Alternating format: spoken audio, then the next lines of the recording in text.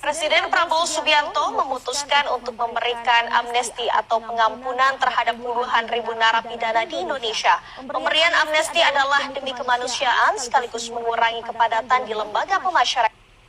Ya, kita dengar informasi berita ini ya, yang tadi sudah disebutkan oleh penyiar berita yang perempuan bahwa program amnesti dari Pak Prabowo ini untuk mengurangi kepadatan penghuni lembaga pemasyarakatan. Karena kita tahu bersama bahwa di lembaga-lembaga pemasyarakatan di seluruh Indonesia banyak yang sudah over capacity ya.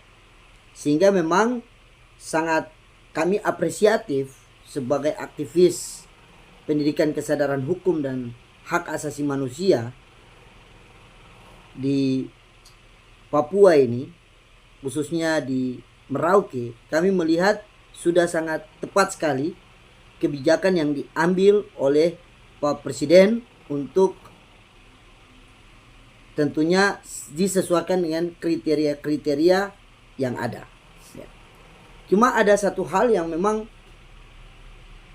selain amnesti, proses awal juga dalam proses penyelesaian perkara, penyelesaian permasalahan. Karena kita kenal ada yang istilahnya criminal justice system. Artinya proses untuk penanganan perkara mulai dari kepolisian, kejaksaan, sampai di pengadilan untuk diputuskan masuk ke dalam lapas. Nah, sekiranya dalam proses ini juga harus menjadi perhatian Bapak Presiden untuk sekiranya bisa mengevaluasi, khususnya menyampaikan kepada Kapolri, Kejaksaan Agung, dan Mahkamah Agung. Artinya bahwa ada persoalan-persoalan yang terjadi di masyarakat yang sekiranya sudah bisa didamaikan, yang sekiranya sudah didapatkan solusinya untuk berdamai, maka ini sepantasnya tidak perlu lagi dilanjutkan. Baik itu di tingkatan kepolisian, bahkan di tingkat kejaksaan pun, penuntutan, ketika ada ruang untuk bisa selesaikan kekeluargaan, maka dibuatkan surat pernyataan untuk diselesaikan secara kekeluargaan walaupun prosesnya sudah berjalan. Bahkan di pengadilan pun seperti begitu. Sehingga ini menjadi catatan penting juga untuk sekiranya mengantisipasi arus masuk di dalam lapas. Karena kita tahu bersama kebanyakan yang terinfokan kepada kami ya, dari beberapa sumber yang kami ketahui bahwasannya ketiga persoalannya ini sudah bisa diselesaikan secara kekeluargaan, maka diminta untuk dicabut perkaranya. Maka dari petugas-petugas ini menyampaikan, oknum-oknum yang ada ini menyampaikan bahwa pada tingkatan-tingkatan yang ada, bahwa ini sudah terlanjur terproses. Sehingga kalau saya mau kasih masukan kepada Pak Prabowo selaku Presiden yang mempunyai hak untuk mengevaluasi, mempunyai hak untuk mengambil kebijakan secara nasional dan diberlakukan secara umum, ini terkait dengan masalah proses awalnya juga kita harus perhatikan, bukan hanya proses akhir amnesti yang diberikan, tetapi proses awal juga harus kita perhatikan ya, sehingga ketika ada persoalan di tengah-tengah masyarakat yang kemudian bisa diselesaikan secara kekeluargaan, ya pilihannya. Kita ambil contoh saja di Belanda. Di Belanda penjara hari ini sudah sangat kosong. Karena apa? Penyelesaian lebih diarahkan penyelesaian secara kekeluargaan. Sehingga kalau boleh Pak Presiden, kami anjurkan untuk mengevaluasi dan mengambil kebijakan juga seperti begitu, sehingga tidak ada arus masuk yang sangat signifikan di dalam lembaga pemasyarakatan yang kemudian akan menjadi over opacity. Itu tanggapan kami dari berita yang ada saat ini. Selanjutnya kita dengar berita berikutnya lagi. Qatar. Di antara kriteria narapidana yang diusulkan untuk diberikan pengampunan adalah para narapidana kasus penghinaan terhadap presiden.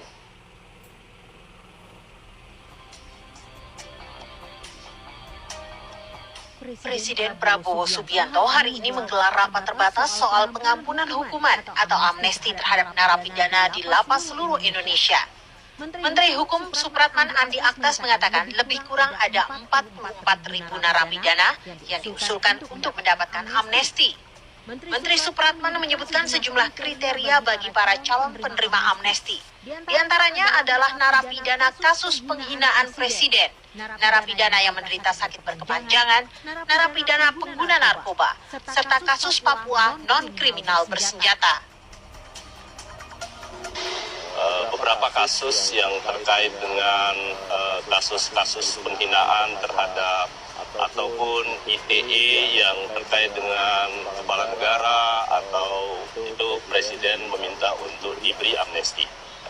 Kemudian ada juga beberapa kasus yang terkait dengan orang yang sakit berkepanjangan, termasuk ada napi kita, warga binaan kita yang sudah status orang dalam gangguan jiwa, dan juga ada yang terkena penyakit yang berkepanjangan termasuk HIV. Itu ada kurang lebih sekitar 1.000 sekian orang, itu juga diminta untuk diberikan amnesti. Termasuk beberapa kasus-kasus yang terkait dengan Papua, ada kurang lebih 18 orang, tetapi yang bukan bersenjata. Juga presiden setuju untuk memberikan amnesti. Iya, luar biasa. Ini ada hal yang menarik yang disampaikan oleh Menteri Hukum. Ini terkait dengan amnesti yang diberikan terkait dengan persoalan-persoalan Papua selain yang bersenjata. Ya, selain yang bersenjata. Dalam artian ini dimaksudkan untuk merekonsiliasi kembali, untuk menyatukan, ya, untuk merekatkan nilai kesatuan, persatuan bangsa Indonesia. Sebagai anak Papua, kami sangat sampaikan terima kasih kepada Pak Presiden Prabowo. Dan tentunya ini hal yang sangat-sangat luar biasa, sangat-sangat menarik untuk perhatian kami orang-orang Papua. Kami merasa bahwa apa yang menjadi kebijakan ini sangat luar biasa. Dan kami apresiasi. Memang sudah seharusnya kebijakan yang kami sangat harapkan. Salah satunya Pak Presiden Prabowo sudah menunjukkan hal itu dengan adanya pemberian amnesti untuk beberapa orang di Papua, orang Papua yang terkait dengan masalah-masalah kepapuan yang ada ini. Sehingga sekali lagi kami masyarakat Papua menyampaikan terima kasih yang sebesar-besarnya. Tetapi tentunya ini semua berbicara tentang amnesti ada pada wilayah kebijakan politik, sehingga akan dikonfirmasikan kepada DPR, sehingga sangat diharapkan DPR juga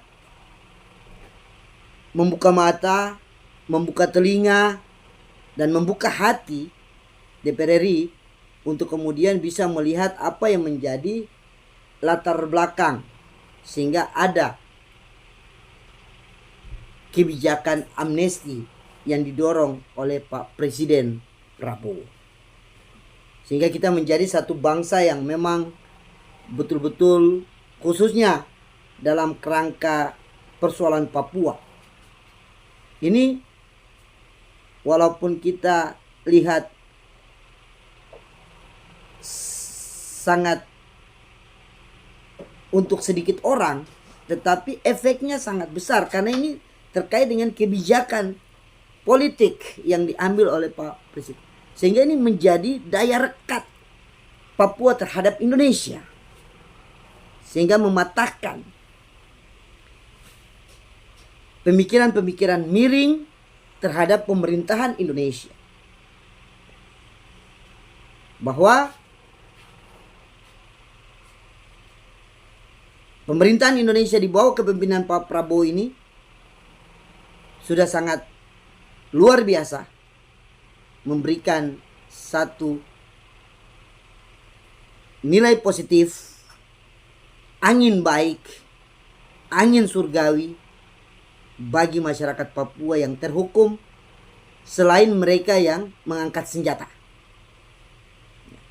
Yang tidak mengangkat senjata dalam persoalan-persoalan kepapuaan dalam lingkup pemerintahan itu diamnestikan.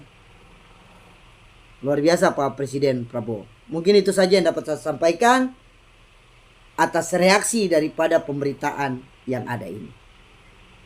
Terima kasih.